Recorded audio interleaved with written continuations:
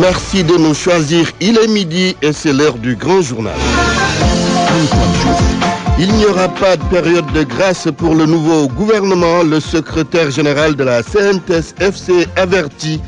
Pour Cheikh Diop, l'heure de se pencher sur les préoccupations des travailleurs a sonné. Justement, les cheminots de Thiès n'ont pas trop d'espoir par rapport à la sortie de crise de la société Dakar-Bamako ferroviaire. Ils ont étalé ce matin leur scepticisme avec leur nouvelle tutelle.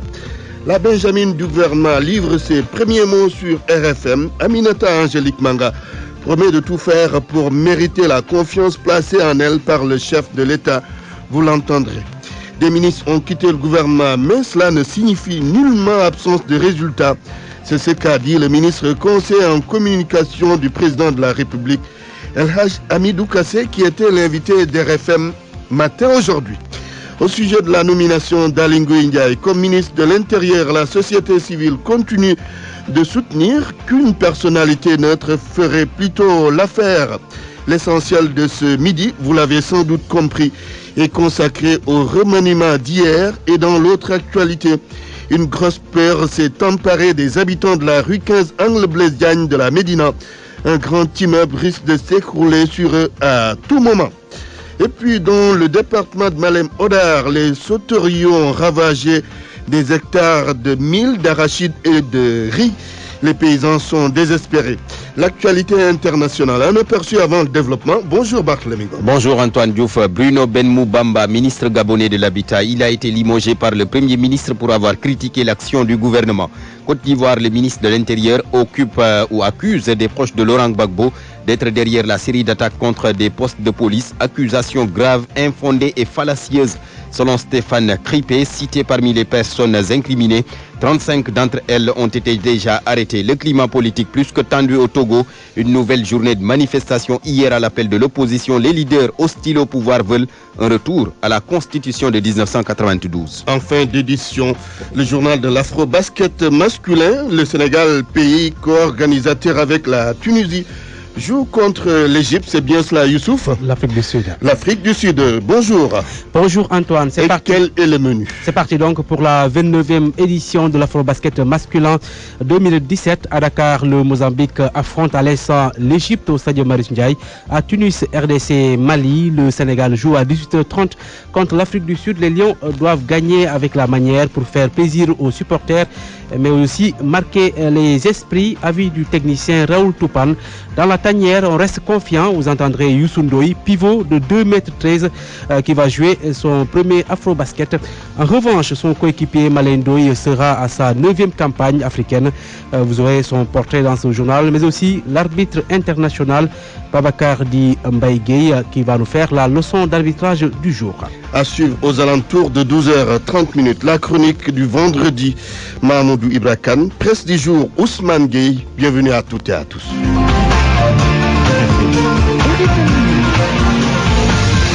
Antoine Diouf. Mesdames, Messieurs, bonjour. Il ne faut pas que le nouveau gouvernement compte sur la CNTS-FC pour bénéficier d'une période de grâce. Pour Cheikh Diop, il ne sera pas question. Les autorités n'ont qu'à se pencher sur les préoccupations des travailleurs. Le secrétaire général de la CNTS-FC, Cheikh Diop, est joint par El Hadj Daouda Diouf. Depuis le 1er mai, aucun acte syndical dans les relations professionnelles n'est posé. Et depuis lors, donc, c'est le politique qui submerge et domine même l'activité syndicale. À présent, la synthèse force du changement ne peut plus accepter cet état léthargique du dialogue social.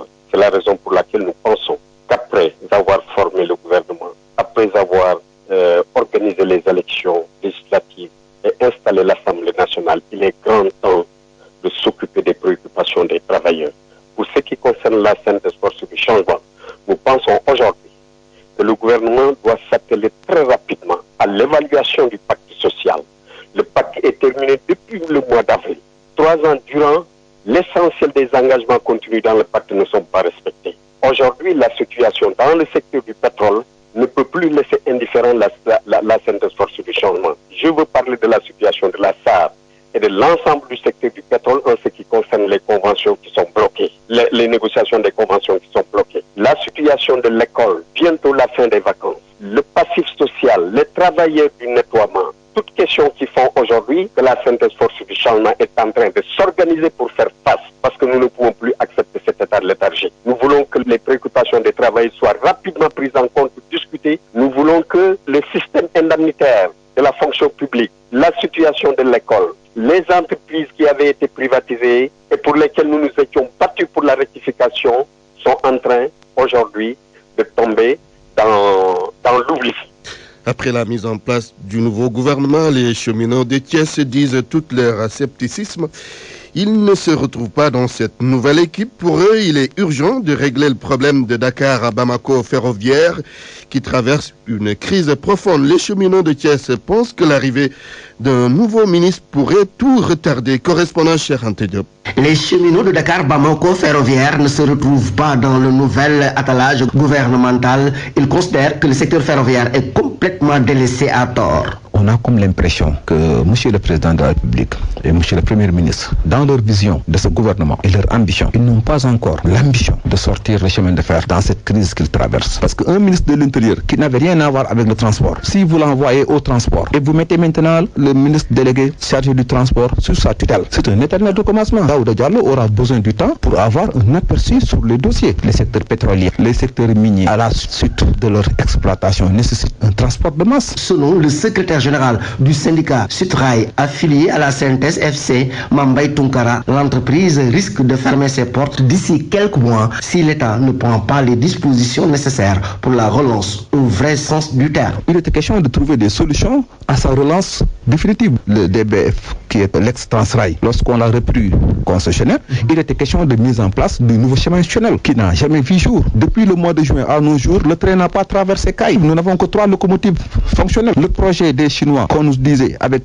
700 et quelques milliards, a échoué. Le projet turc et saoudien va dans ce sens. Et si on laisse maintenant la situation continuer, dans quelques mois, ce sera l'arrêt définitif du rail. Les cheminots de Dakar Bamako ferroviaire interpellent ainsi le chef de l'État pour sauver le secteur ferroviaire. RFM Thiès, Cheikh Anta Diop. À Kolda, on entend le gouvernement sur quelques priorités dont la création d'emplois, le désenclavement de la région, l'assainissement et la réalisation de la voirie urbaine dans la capitale du Fouladou. Par ailleurs, le nombre de 39 ministres a été jugé trop élevé par certains Koldois. Le point avec Abdoulaye Diallo. Des Koldois pensent que le président de la République n'a toujours pas respecté sa promesse électorale qui consistait à réduire le maximum possible le nombre de membres de son gouvernement. Abdoulaye Cissé, je suis membre de la société civile à Kolda. C'est un gouvernement pléthorique parce que 39 ministres c'était trop, parce que c'est pas ce que Macky Sall nous avait promis en 2012 quand il briguait le suffrage des populations du Sénégal. Il avait promis de tout faire pour restreindre le nombre de ministres le maximum possible. C'est-à-dire que c'était un gouvernement qui devait tourner autour de 25 ministres au grand maximum. Tout compte tout fait, ces Koldois attendent beaucoup de ce nouveau gouvernement. Alseni Ba, secrétaire général de la coordination communale PS de Kolda, coordinateur de Benno Bokk Yakaar. Nous attendons de ce gouvernement pour que les programmes de Kolda concernant la voirie, concernant l'assainissement, concernant les infrastructures puissent en tout cas être accélérés. Nous nous attendons aussi par rapport au désenclavement total de nos 3 départements. La seule priorité ici à Kolda, c'est l'emploi des jeunes. Parce que tout le monde sait que Kolda, il n'y a aucune opportunité d'emploi. Le seul emploi aujourd'hui mis à la disposition des populations, c'est être chauffeur de Jakartaman. Il y a beaucoup de jeunes Koldois qui sont des bacheliers qui n'ont jamais été orientés dans les universités. Ils sont sans formation. Par endroit, les Fouladounabe se félicitent de la reconduction de l'unique ministre de la région de Kolda en la personne de Abdoulaye Bibi Baldé qui a quitté le ministère de l'Environnement et du Développement durable pour celui de la communication. Remercier le président de la République, son Excellence M. Macky Sall, d'avoir renouvelé sa confiance au ministre maire Abdoulaye Bibi Baldé de Kolda. Je crois que c'est une fierté que Kolda soit dans le gouvernement de Macky Sall depuis son avènement. Nous sommes contents parce qu'on pouvait rester aussi sans poste ministériel. Donc c'est une marque de confiance, mais on s'attendait à plus. Les Koldois invitent l'ensemble des ministres de ce nouveau gouvernement à avoir un œil sur Kolda où presque tout est priorité. RFM Kolda, Abdoulaye Diallo. Pour moi, RFM, c'est la radio la plus proche de la population. RFM, toujours plus proche de vous.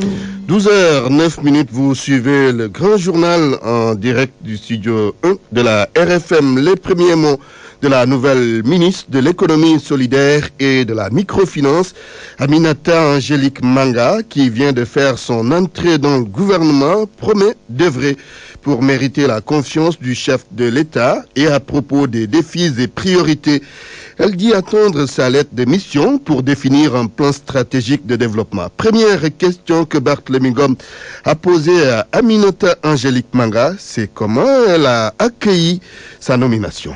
J'ai accueilli cette nouvelle avec beaucoup de joie, beaucoup de surprise également.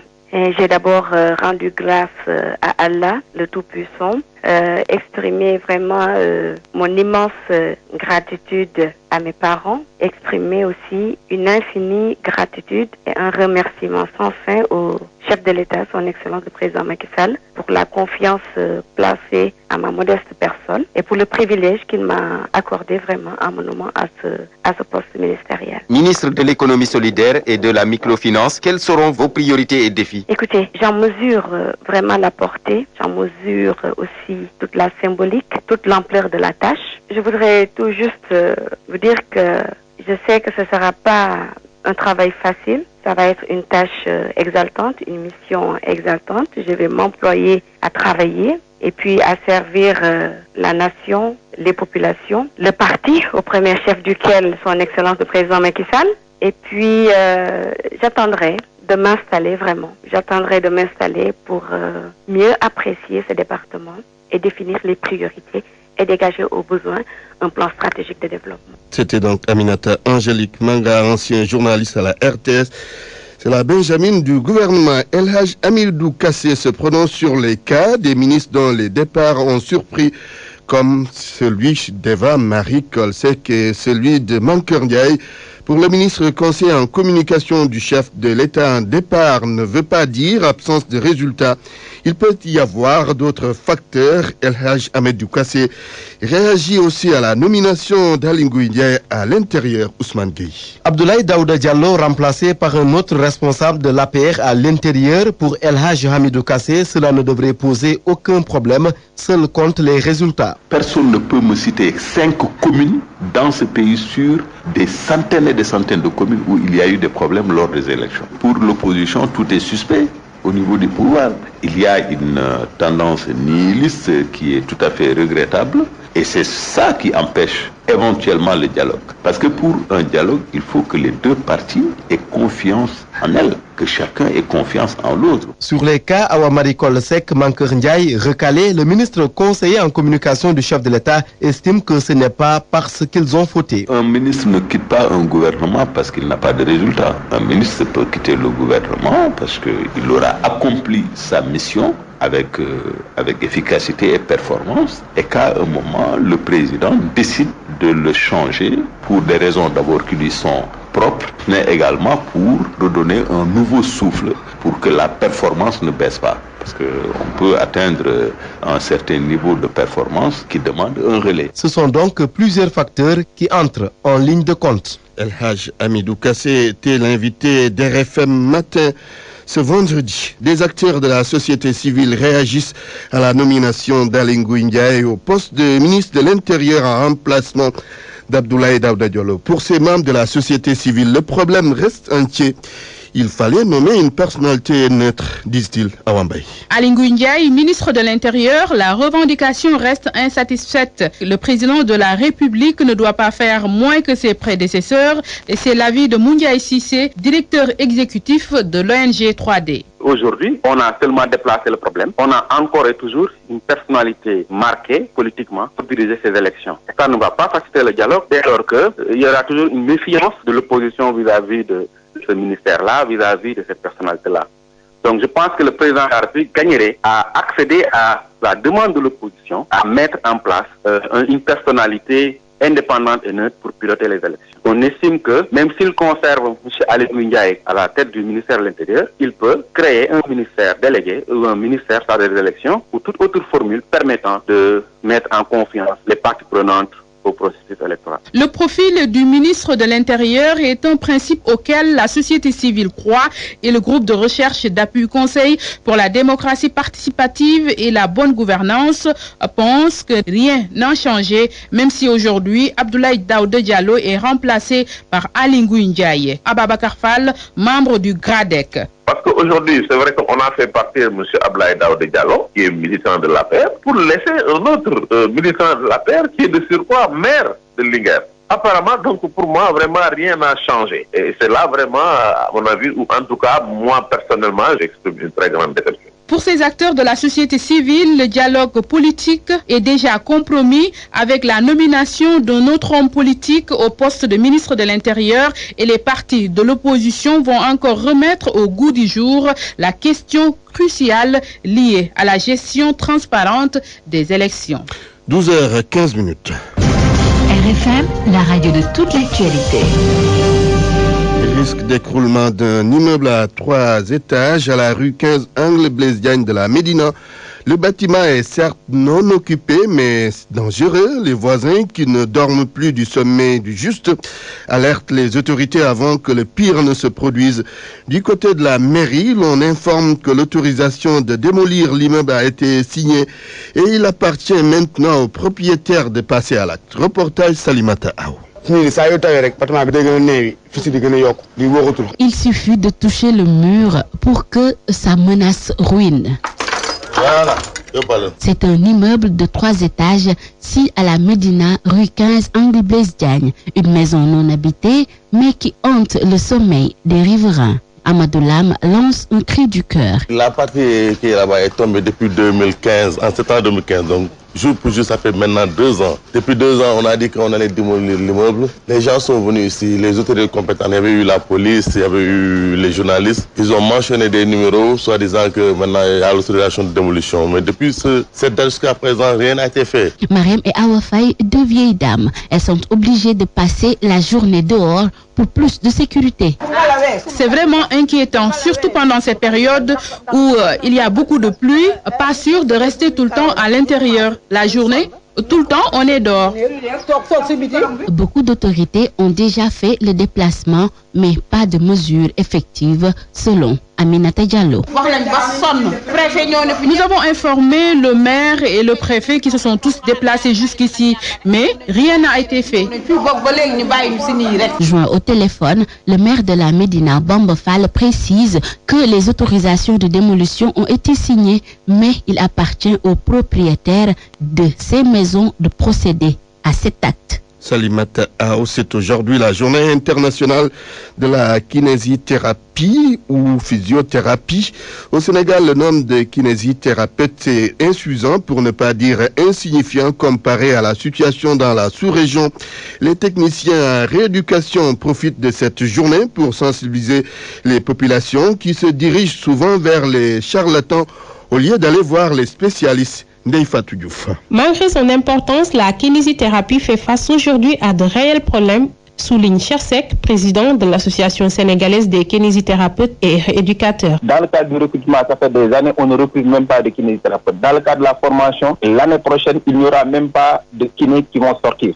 Ça veut dire que l'État n'a même pas préparé pour l'année, en tout cas 2018, il n'y a pas de promotion sortante pour les kinésithérapeutes, ce qui est extrêmement grave, alors qu'il y a des kinés qui sont partis à la retraite. Vous parlez dans un pays, au niveau de la sous-région, vous allez au Mali, vous allez au Bénin, vous allez au Burkina. Aujourd'hui, des gens, même dans le cadre de leur carrière, sont reconnus avec le 3e cycle dans la fonction publique. Nous, on est à ça où, réellement, malgré notre diplôme, malgré notre qualification, malgré notre niveau d'études, sont restés à un niveau inférieur par rapport à nos collègues de la sous-région. Évoquant la complexité du traitement musculaire, le kinésithérapeute invite les populations à fréquenter les spécialistes. Il faut être un technicien, quelqu'un qui est formé pour comprendre réellement que quand est-ce qu'il faut mobiliser, quand il faut manger, et quand est-ce qu'il faut faire des postures, et quand est-ce qu'il faut prendre certaines mesures par rapport à ces malades. D'éviter ces charlatans et ces mêmes personnes qui aujourd'hui pensent pouvoir guérir des fractures, pouvoir guérir des luxations, pensent pouvoir guérir n'importe quel genre de maladie, et de ne pas aller voir réellement le technicien. Et tu demandes aux populations, quand ils sont ces gens d'affection, d'aller voir des personnes qui sont habilitées. Pour une meilleure prise en charge des populations, Chersek demande aux autorités de renforcer la formation. Pour cette année, la célébration de la journée mondiale porte sur le thème déplacement, mouvement et santé, comment développer pleinement son potentiel. Invasion de Sotorio dans certaines parties du département de Malem-Hodar. Des hectares de mil, de riz et d'arachides ont été ravagés par les envahisseurs. Sans doute les paysans sont inquiets. Kaoulak Ibrahima Diamé. Comme des criquets pèlerins, des sauterelles ont fait leur apparition dans les champs de la commune de Sagna. Plusieurs hectares ont été ravagés, des champs de mil, d'arachides et même de riz sont endommagés. C'est Diouf et paysans. Mais nous n'avons plus aucun espoir sur nos champs. Les dégâts sont énormes. Ils n'ont rien laissé. Tous les champs ont été dévastés, qu'ils soient le mil, l'arachide et même le riz. Ça, c'est du jamais vu.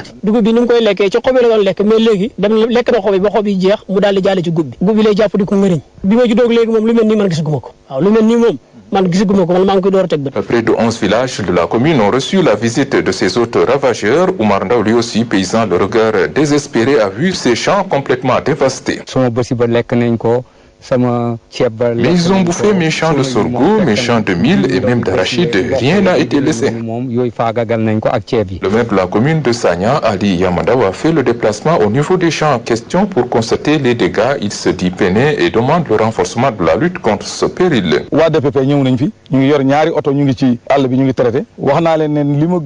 C'est vrai que la DPV est là, mais j'ose dire que les deux véhicules dont ils disposent ne suffisent pas. Donc il faut que l'État renforce les moyens. Parce que là, vraiment, c'est dommage.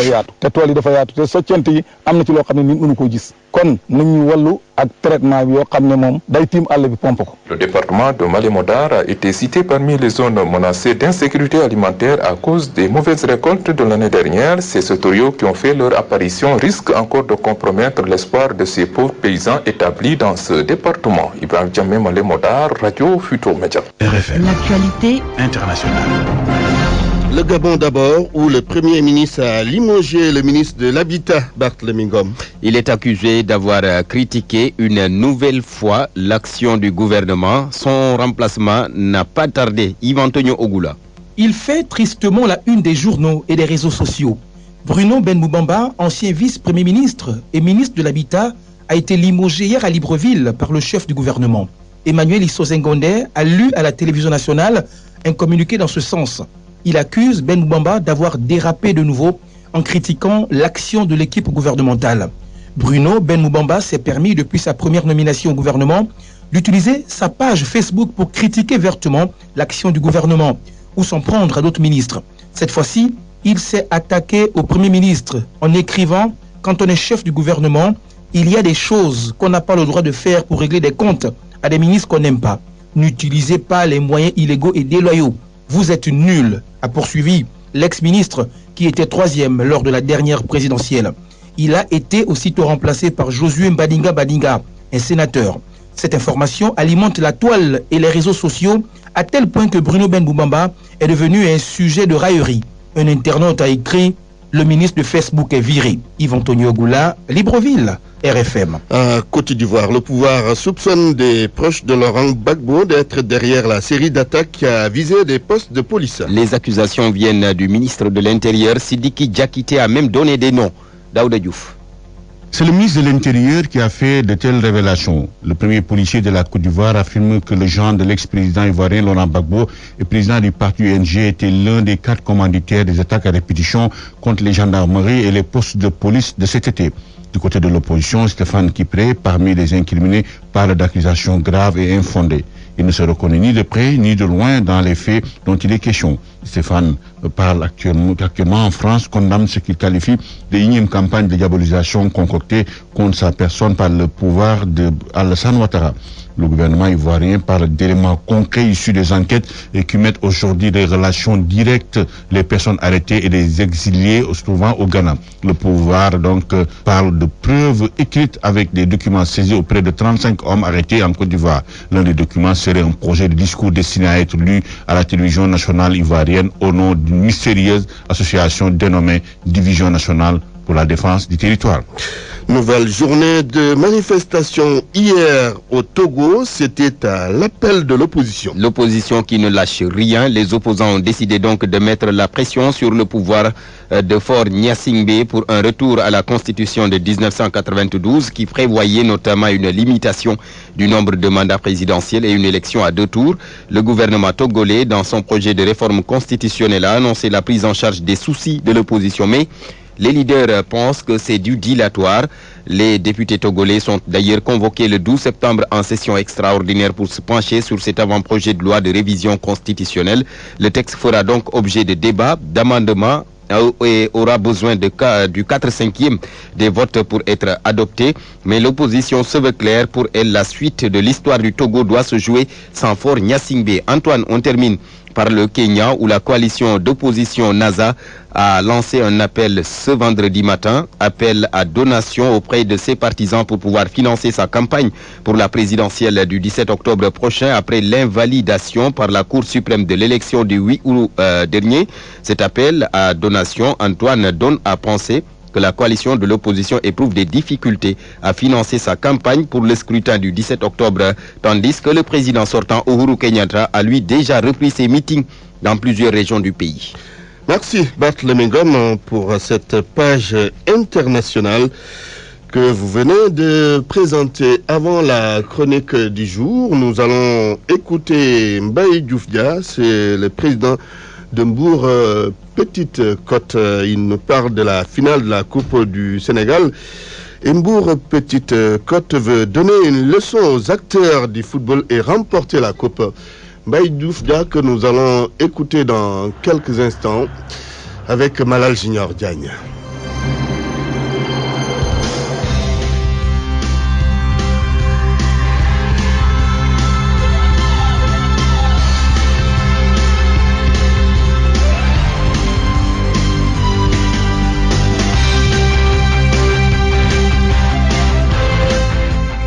En fait, l'événement qui aurait dû être l'événement parce que la finale de la Coupe du Sénégal, c'est d'abord le trophée du chef de l'État et ensuite ça clôture toute la saison. Bon, malheureusement, avec les événements, vous connaissez, le 15, je crois que Mbour n'a pas mobilisé. Mbour n'a pas sonné également la mobilisation. Pour cause, on a eu 8 morts au stade Léo Demba Diop, ce qui fait qu'aujourd'hui, nous allons jouer une finale qui est diminuée. Mais heureusement que nous rencontrons une équipe sœur et qui va nous permettre quand même de donner un exemple de ce que doit être le sport au niveau national d'abord et surtout international. Le trophée déjà a été dédié aux victimes du 15 juillet. Et nous rencontrons le stade de Mbour, qui est, je l'ai dit tantôt, une équipe sœur. Je crois que Mbour Petite Côte s'est préparé dans les conditions pas tout à fait très normales, pour connaissant ce qui s'est passé. Mais je crois qu'aujourd'hui, l'équipe, comme l'équipe cadette, parce que l'équipe cadette joue sa finale aujourd'hui, nous y sommes déjà. Nous jouons Oslo cet après-midi. C'est-à-dire que les objectifs étaient largement atteints. Nous jouons une finale cadette et nous jouons une finale senior contre le stade de Mbour. Je crois que gagner le trophée voudra dire, comme je l'ai dit dans un journal de la place, nous mettre en place pour quand même, surtout mettre en place l'équipe de ville forte qui nous permettra quand même d'affronter l'Afrique. Parce qu'en rang dispersé, nous ne sommes pas capables, même si la volonté des Mbourois est de faire toutes les énergies pour aller vers ça. Je crois que l'idéal serait que, quel que soit le vainqueur, que c'est Mbour qui gagne. Donc je suis parfaitement rassuré et sécurisé. Cette équipe est déjà à Dakar depuis 2 jours. Mais nous allons rendre au sport ce qui appartient au sport, c'est-à-dire dans le fair play, dans la sportivité. Stade de Mbour, Mbour Petite Côte, c'est l'affiche de la finale de la Coupe du Sénégal. Une finale 100% mbouroise. Hier, le président du Stade de Mbour est passé sur cette antenne. RFM, la chronique du jour. Maoudi Brakan, la statue de Faidherbe tombe à Saint-Louis. Kémy Séba, expulsé du Sénégal. Chronique. Faidherbe à terre, Kémy Séba dans les airs. Image parlante de la relation entre le Sénégal et la France. Le premier est le symbole de la colonisation française. Le second, né en France de parents béninois, se veut le porte-étendard de la résistance africaine face à l'impérialisme. Le franc CFA, qu'utilisent 14 pays d'Afrique subsaharienne, est considéré par Kémy Séba comme un symbole de servitude. C'est justement au lendemain de son autodafé d'un pauvre billet de 5000 francs CFA à Dakar que l'activiste radical est expulsé par le gouvernement sénégalais vers son pays natal, la France. Explication officielle, propos désobligeants contre des chefs d'État africains et menaces sur l'ordre public. Quand bien même, pour Dakar, ce retour forcé du colis Seba à l'envoyeur serait d'éloigner de ses frontières un hôte gênant, la décision politique risque de produire l'effet contraire, faire de l'activiste un martyr du CFA, en qui pourraient se reconnaître même ceux qui le trouvent contradictoire et excessif dans son combat. Pour de nombreux Africains, dont ceux de sa génération souvent sensibles au discours anti-français, Kémy Séba ne peut pas brûler le CFA tout en continuant à voyager avec un passeport français. En plus, il faut l'avouer, la liste des expulsions pour un pays réputé pour son hospitalité commence à être trop longue. Sénégal, terre d'expulsion, certains n'hésiteraient pas à qualifier ainsi le pays de la Teranga. La statue de Faidherbe tombe, et après que dire et que faire? La statue de Faidherbe à Saint-Louis s'effondre dans le double contexte de la croisade contre le CFA que mènent certains et de célébration du Magal des 2 Rakas tous les 5 septembre. Effet combiné du vent et de la pluie ou main de l'homme? Allez savoir. Toujours est-il que le fait n'est pas banal. Cette chute aurait pu passer inaperçue si ce n'était pas la statue la plus célèbre du Sénégal et qui symbolise le passé colonial. Un passé rendu présent par un général Faidherbe en tenue de conquête et de colon qui trônait sur Saint-Louis, donc sur le Sénégal, jusqu'à sa chute du mardi 5 septembre, c'est-à-dire le jour de la commémoration de la prière de Serigne Touba dans le bureau d'un gouverneur colonial nommé Faidherbe. Simple hasard de la nature, main de l'homme, main de Dieu, un signe à ne pas négliger en tout cas. Faut-il aider Faidherbe à se relever, comme l'a annoncé le maire de Saint-Louis, ou le laisser mourir de sa belle mort, de sa double mort? Il y a quelque chose de paradoxal dans notre imaginaire. C'est être en contradiction avec nous-mêmes que de continuer à se souvenir de la date du 5 septembre 1895, jour de prière des 2 Rakas et de tenue du procès du Cheikh Ahmadou Bamba Mbaké, à la même place qui porte le nom de celui qui fut à la tête de l'administration coloniale à l'époque des faits. Faidherbe ferait mieux de céder la place à Serigne Touba, El Hadj Oumar Foutiyou Tall, El Hadj Malick Sy, Souleymane Baal, Maba Diakhou Ba, Amadou Cheikhou et autres, Mamadou Lamine Dramé, pour ne citer que ces symboles de résistance culturelle à la colonisation. Et puis, statue pour statue, pourquoi pas celle d'un Lat Dior Ngoné Latyr Diop, ne serait-ce que pour garder dans la mémoire collective la victoire du Damel du Cayor sur les troupes du général Faidherbe. Dans son ouvrage « À mes parents gaulois », l'écrivain Fadel Dia dit ceci: « Je suis un enfant de la colonisation, j'ai fréquenté les bancs de l'école coloniale, j'ai appris que mes ancêtres étaient les Gaulois et on m'a initié à Châteaubriand. » Plus loin, ajoute Dia, depuis la colonisation, la France a imposé en Afrique sa culture, ses méthodes de pensée et même son histoire. Il en résulte une forme de mépris qui perdure encore aujourd'hui, 50 ans après les indépendances. Fin de citation.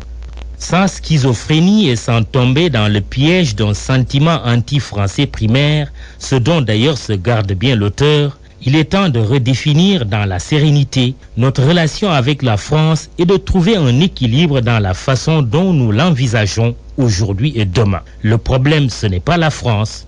Le problème, c'est nous. RFM, la presse du jour. Depuis 1993, nous formons des milliers de cadres à travers l'Afrique et le monde. Le groupe AFI l'Université de l'entreprise vous offre votre revue de presse. La presse du jour parcourue par Ousmane Gueye. 8 nouvelles recrues pour la grande bataille de 2019. Mankeur Ndiaye, Awamari Kolsek, Viviane Bampassi et compagnie recalés. Sidiki Kaba, Abdoulaye Diouf Sarr, Mansour Eliman Khan, Latif Koulibaly renforcés.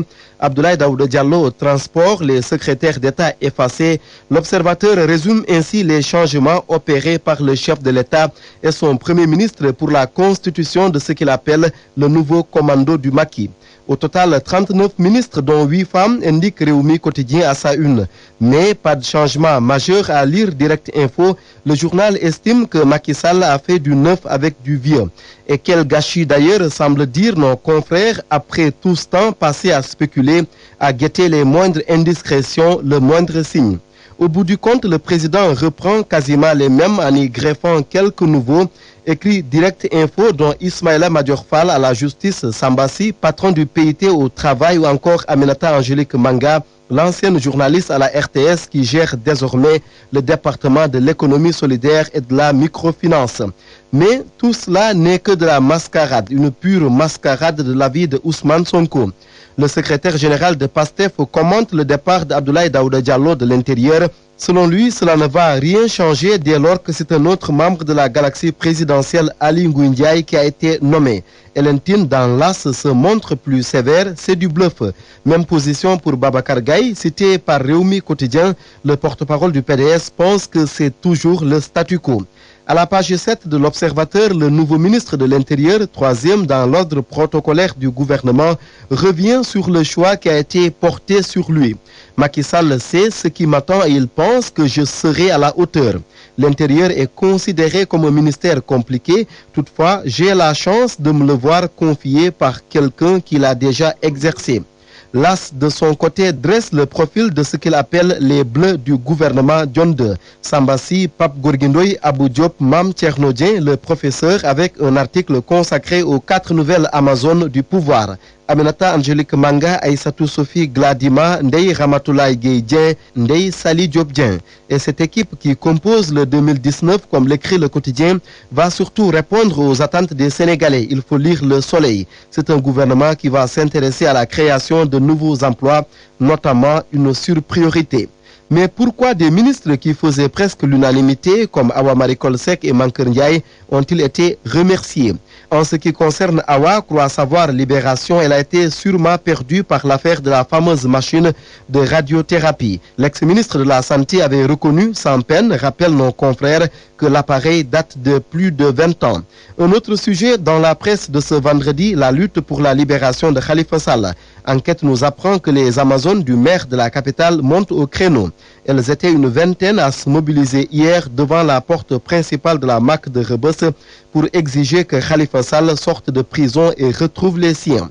Dans Réumi Quotidien, un avocat explique cette détention qui se poursuit 6 mois après le mandat de dépôt. D'après la robe noire qui a requis l'anonymat, il n'y a rien d'illégal là-dedans au regard de la particularité des infractions pour lesquelles il est poursuivi.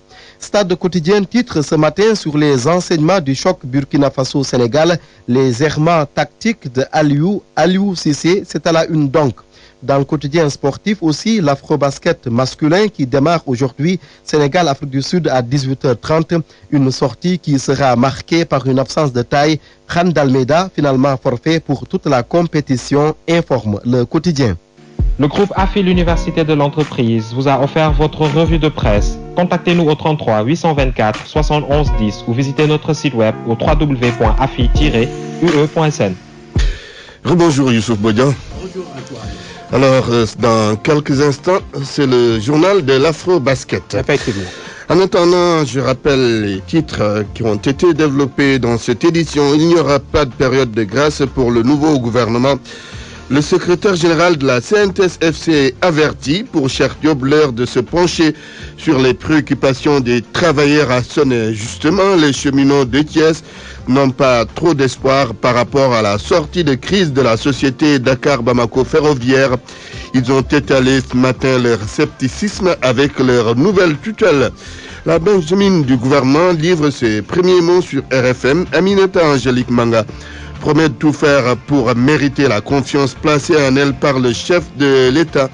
Les ministres ont quitté le gouvernement, mais cela ne signifie nullement absence de résultats. C'est ce qu'a fait savoir le ministre conseiller en communication du président de la République, El Hadj Hamidou Kassé, était dans ce midi. Et puis au sujet de la nomination d'Aly Ngouille Ndiaye comme ministre de l'Intérieur, la société civile continue de soutenir qu'une personnalité neutre ferait plutôt l'affaire.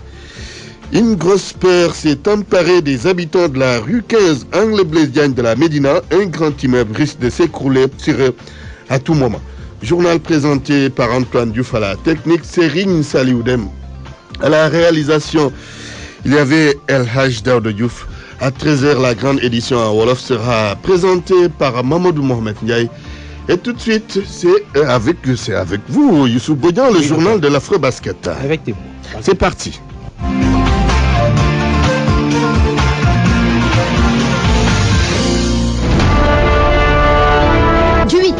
16 septembre, le Sénégal co-organise avec la Tunisie l'Afrobasket masculin. Vous pouvez suivre les matchs du Sénégal en direct sur la RFM.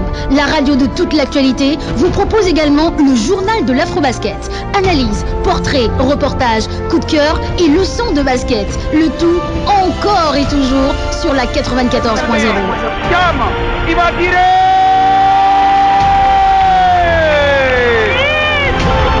20 ans après le dernier sacre du Sénégal, les Lions vont-ils reconquérir le titre? Réponse du 8 au 16 septembre sur la 94.0. Oui, c'est le jour J.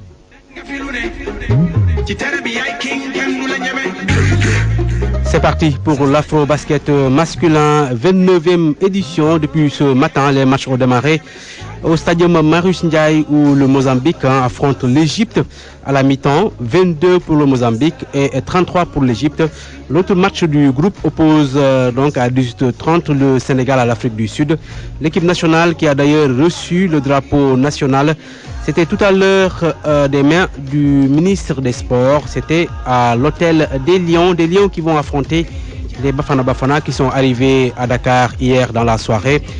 Les Bafana Bafana cités parmi les équipes les moins fortes de la compétition. Malgré tout, les Lions doivent rester concentrés, se faire plaisir et faire plaisir à leur public.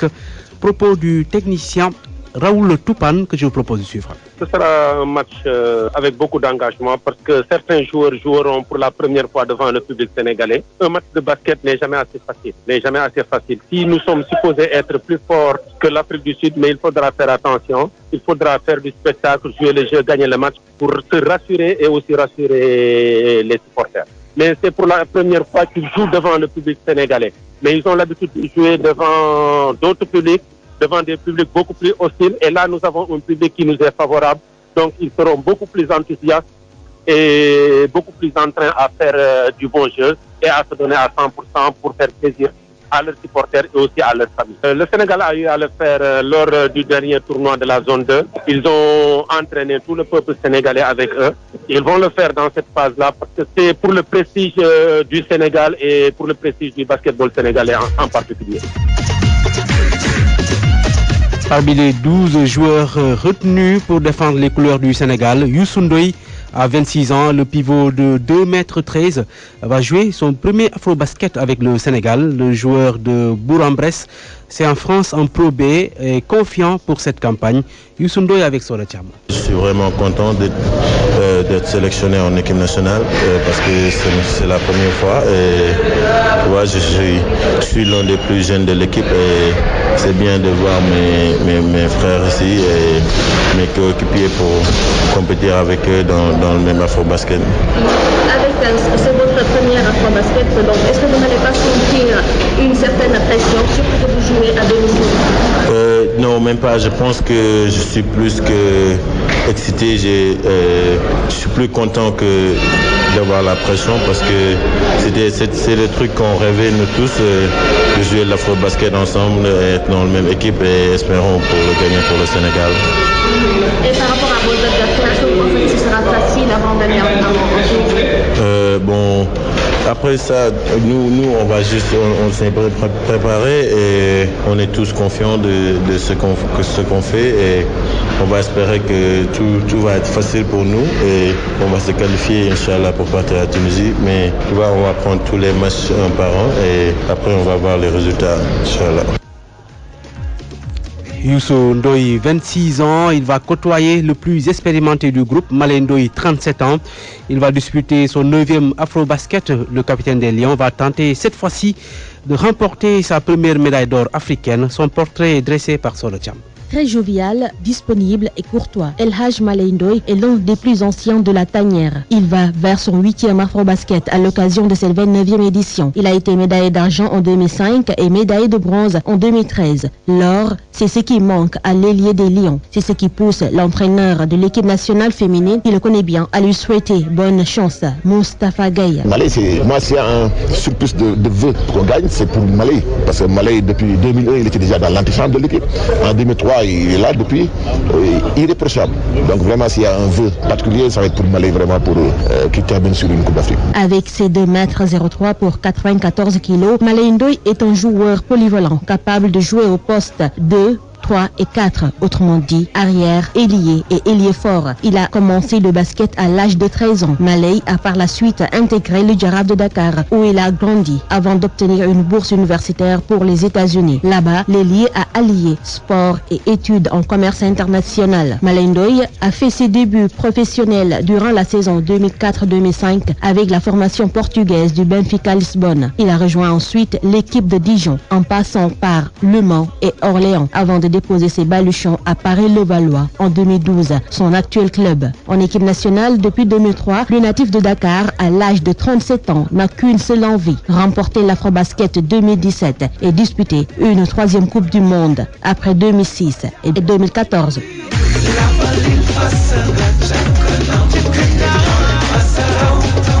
La sélection de Porfirio Isaac Del Diego est l'une des meilleures de l'histoire du basket sénégalais.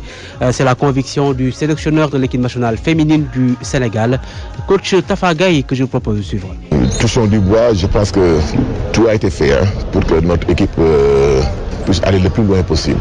J'avoue que moi, j'ai jamais vu une équipe du Sénégal aussi forte dans tous les secteurs. On a vraiment ce qu'il faut et je pense que la préparation a été bien faite.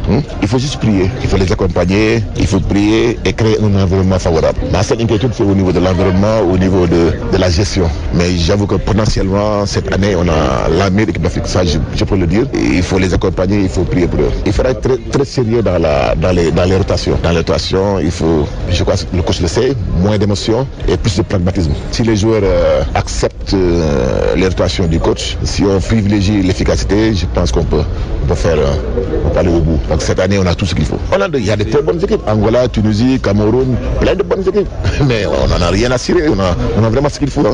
J'avoue que cette année, moi, je suis très, très optimiste. Maintenant, il faut comme je l'ai dit tantôt, la victoire appartient au bon Dieu, mais on a tout ce qu'il faut pour aller jusqu'au bout. Les joueurs sont consciencieux, ils sont très motivés. Comme toujours, moi je suis toujours en contact avec Dédé Maguette, avec coach Dam.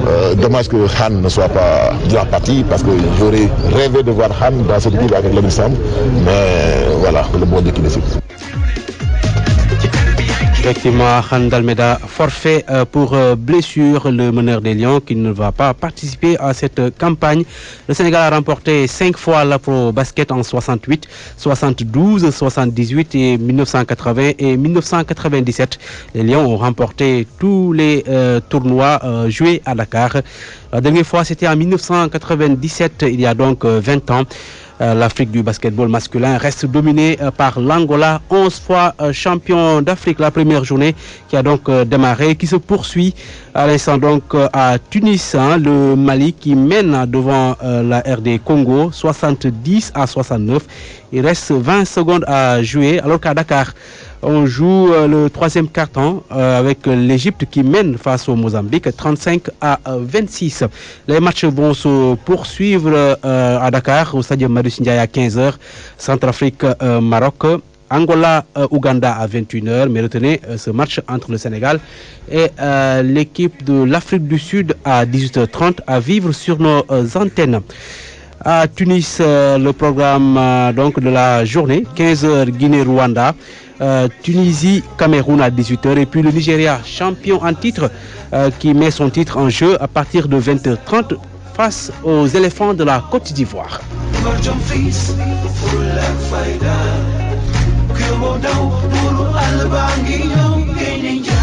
Bien sûr, il n'y a pas de match de basketball sans arbitre. Vous les voyez siffler et gesticuler tout au long des matchs. Nous avons demandé à l'arbitre international sénégalais Mbaye Gueye de nous aider à comprendre les règles de l'arbitrage. Leçon numéro 1, la faute personnelle. Donc, quand on dit faute, c'est contact de nos adversaires sur notre joueur. Donc là, quand vous voyez que l'arbitre siffle et qu'il lève un bras avec le poing fermé, ça veut dire qu'il a sifflé une faute. Donc ça, c'est une faute simple. Maintenant, cette faute simple aussi peut être une faute attirée. Comme par exemple, un joueur qui va au panier, donc il entame, ou bien un joueur qui fait un tir à mi-distance. Quand on dit à mi-distance, ça veut dire qu'il ne fait pas les 3 pas. Donc là aussi, là, l'arbitre siffle. Quand il siffle point fermé, il a suffi une faute personnelle, mais entraînant des lancers francs. Si le panier est marqué, il dit qu'il accorde les 2 points. Si le panier n'est pas marqué, il va montrer 2 doigts écartés pour dire que après l'administration, le joueur a droit à 2 tirs ou bien a droit à 3 tirs, etc. etc. L'arbitre Mbaye Gueye qui va officier lors de cet Afro-Basket qui a démarré ce matin à Dakar et à Tunis. Merci à Salim Dem qui était à la technique. Au micro, Youssouf Bodian. Je vous laisse en compagnie de Sylvain Mouniel et Tonton Ada.